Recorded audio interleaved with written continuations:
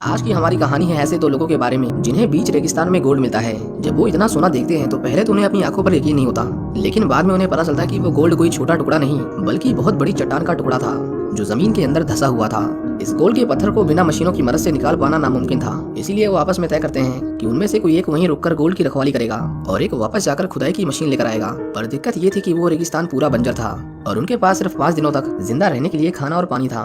वो दूसरा आदमी इंतजार करता है, लेकिन 5 दिनों के बाद भी कोई वापस लौटकर नहीं आता। उसका इंतजार करते करते उस दूसरे आदमी की तबीयत खराब होने लगती है।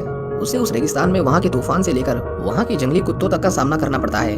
अब देखना यह है कि क्या वो सोने को वहाँ से निकाल पाएगा या ये सब बस एक सोची समझी चाल थी।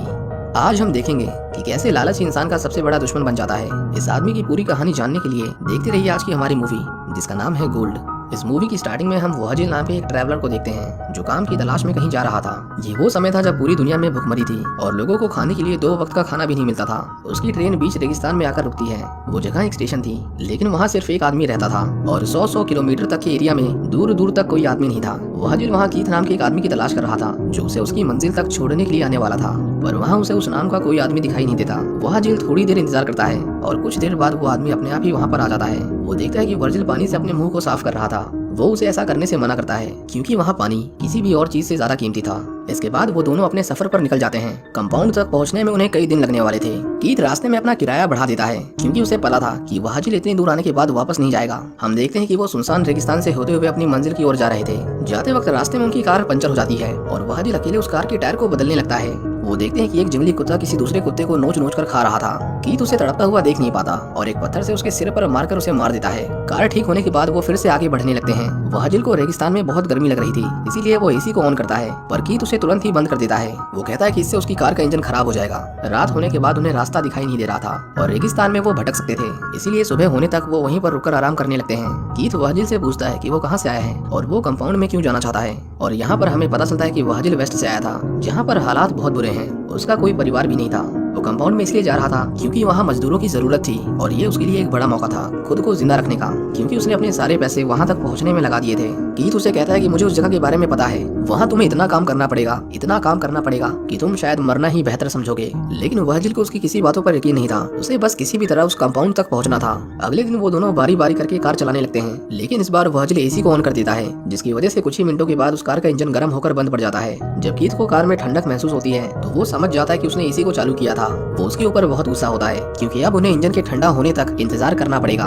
वहाजिल उसे माफी मांगता है, पर तभी उसकी नजर कुछ पत्थरों पर पड़ती है, लेकिन उनमें से एक कुछ ज्यादा ही चमक रहा था। जब वो उसके पास जाता है तो उसे पता चलता है कि वो तो सोना था। वहाजिल तुरंत कीथ को बुलाता है और वो ये कंफर्म करता है कि वो सोना ही है, जिसके बाद वो दोनों उसे बाहर निकालने के लिए खुदाई शुरू करते हैं। लेकिन जैसे जैसे वो उसे निकाल रहे थे वो गोल्ड का टुकड़ा और भी बड़ा होते जा रहा था। कीथ उस गोल्ड को रस्सी से बांधकर बाहर खींचने की कोशिश करता है, पर उनकी रस्सी बार बार टूट जा रही थी। वहाँ इतना सारा सोना था कि उसे बेचने के बाद वो अमीर हो जाते। कीथ उसे कहता है कि अब रात होने वाली है, इसलिए हमें आग जलानी होगी, नहीं तो यहाँ के जंगली कुत्ते हमें खा जाएंगे। कीथ उससे पूछता है कि क्या वो अभी कंपाउंड जाएगा जब उसके पास इतना सारा गोल्ड है, जिस पर वहाजिल हंसने लगता है और वो दोनों खुशी से नाचने लगते हैं। आज के बाद उनकी जिंदगी बदलने वाली थी। कीथ उसे कहता है कि हमें इसे यहाँ से निकालने के लिए मशीन की जरूरत पड़ेगी, इसलिए मैं यहाँ सोने की देखभाल करता हूँ और तुम मेरी कार ले जाकर उस मशीन को ले आओ। पर वहाजिल का मानना था कि उसे वहाँ के रास्तों के बारे में ज्यादा पता है और अगर कोई भी उससे उस मशीन को ले जाने का कारण पूछेगा तो वो शायद उसका जवाब न दे पाए और इससे लोगों को उसके ऊपर शक हो जाएगा। इसीलिए वो फैसला करता है कि वो यहीं रुककर सोने की देखभाल करेगा। उन दोनों में इस बात को लेकर थोड़ी बहस होती है क्योंकि वापस आने में 5 दिन भी लग सकते थे और उनके पास इतना खाना और पानी नहीं था कि वो इतने दिन तक जिंदा रह पाए। पर वहाजिल फिर भी इतने सारे गोल्ड के लिए अपनी जान जोखिम में डालने को तैयार था। अगले दिन कीथ उसे खाने का सामान और पानी देकर वहाँ से चला जाता है। उसने उसे बात करने के लिए टेलीफोन भी दिया था। वहाजिल वहाँ सूरज की रोशनी से बचने के लिए एक छोटा सा टेंट बनाता है और रात होते ही वहाँ आग जलाता है क्योंकि उसे अपने चारों ओर से जंगली कुत्तों के भौंकने की आवाज आ रही थी। उस रात वो वहीं सो जाता है, लेकिन अगली सुबह जब उसकी आंखें खुलती हैं तो सूरज की तेज रोशनी की वजह से उसका पूरा शरीर सूख गया था। वो थोड़ा पानी पीता है। उसे एक बार कीथ का फोन भी आता है, लेकिन उस फोन तक पहुँचने से पहले उसकी कॉल कट जाती है। वहाजिल कभी इतने मुश्किल हालातों में अकेला नहीं रहा, पर उसे उम्मीद थी कि जल्द ही कीथ वापस लौट आएगा। वो एक ऊंचे रेत के टीले पर जाता है जहाँ से उसे एक क्रैश हुआ प्लेन दिखाई देता है। उसके अंदर वो कुछ देर के लिए बैठ जाता है क्योंकि वहाँ पर थोड़ी सी छांव थी, पर उसे डर था कि अगर वो यहाँ ज्यादा देर तक बैठा रहा तो दूसरी ओर कहीं वो सोने का टुकड़ा उस रेगिस्तान की रेत में कहीं गुम ना हो जाए। इसीलिए वो उस प्लेन के पुर्जों को निकालकर अपने लिए एक छोटा सा टेंट बनाता है। एक दिन जब वो अपनी नींद से उठता है तो उसके माथे पर सूरज की रोशनी से छाले पड़ गए थे।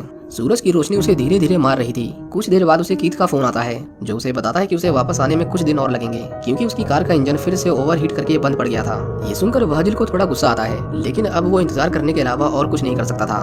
धीरे धीरे उसका खाना भी खत्म होने लगा था और पानी की सप्लाई भी बहुत कम थी। एक दिन उसे एक रेगिस्तानी सांप दिखाई देता है। वहजिल उसे मारकर खाने वाला था, पर वो बहुत तेज था, इसलिए वो उसे पकड़ नहीं पाता। उसे मारने की कोशिश में गलती से उसका पानी पी गया था, जो इस रेगिस्तान में उसके लिए बहुत घातक साबित होने वाला है। वहाँ के जंगली कुत्तों को पता चल गया था कि इस रेगिस्तान में कोई जिंदा आदमी है जिसे वो खा सकते हैं, इसलिए वो हर रात को उसे घेर लेते थे। पर जब तक वहाँ आग जल रही थी वो उसके पास नहीं आ सकते थे। कीथ का इंतजार करते करते अब 5 दिन बीत चुके थे और भूख और प्यास से वहजिल के चेहरे की खाल भी धीरे धीरे निकलने लगी थी। एक दिन वो उस गोल्ड को निकालने की कोशिश करता है और खुशकिस्मती से उसका एक टुकड़ा टूट भी जाता है, जिसकी कीमत उसकी जरूरत से भी ज्यादा थी। पर कीथ उसे कहता है कि वो फिर भी उसका इंतजार करे क्योंकि इतना सारा सोना उसे जिंदगी में दोबारा कभी नहीं मिलेगा। वहजिल के पूरे शरीर पर गर्मी की वजह से छाले पड़ गए थे।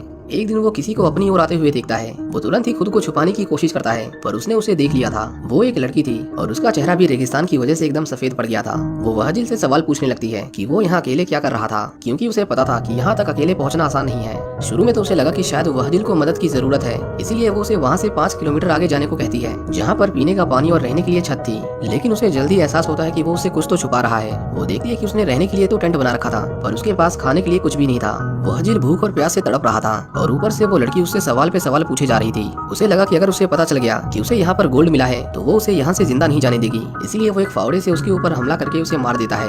वहजिल ने उसका खाना और पानी छीन लिया था, जिसकी बदौलत वो शायद कुछ दिन और जिंदा रह पाता। वो उसकी लाश को उसी रेगिस्तान में जमीन खोद कर दफना देता है और कुछ देर बाद वो देखता है कि कुछ जंगली कुत्ते उसकी लाश को खोद कर बाहर निकाल लेते हैं। वो उसकी लाश को खा रहे थे। इसके बाद वहजिल कुछ लकड़ियों को इकट्ठा करता है और इसके बारे में किसी को पता न चले, इसलिए वो उसकी लाश को जला देता है। उसकी लाश को जलता देख वो रोने लगता है क्योंकि उसने गोल्ड की लालच में किसी बेकसूर की जान ली थी। अगले दिन उसे फिर से कीथ का फोन आता है जो उसे बताता है कि वो रास्ते में ही है और उस मशीन की वजह से उसकी कार स्लो हो गई है। ये सुनकर वहजिल रोने लगता है, पर कीथ उसे हिम्मत ना हारने के लिए कहता है क्योंकि वो जल्द ही उसे लेने आ रहा था। वहजिल उसे बात करते करते देखता है कि एक मिनी ट्रक उस रेगिस्तान से गुजर रहा था। वो चाहता तो उनसे मदद मांग सकता था, लेकिन उसने इतनी बुरी हालत में भी उस गोल्ड के पास ही रुकना ठीक समझा।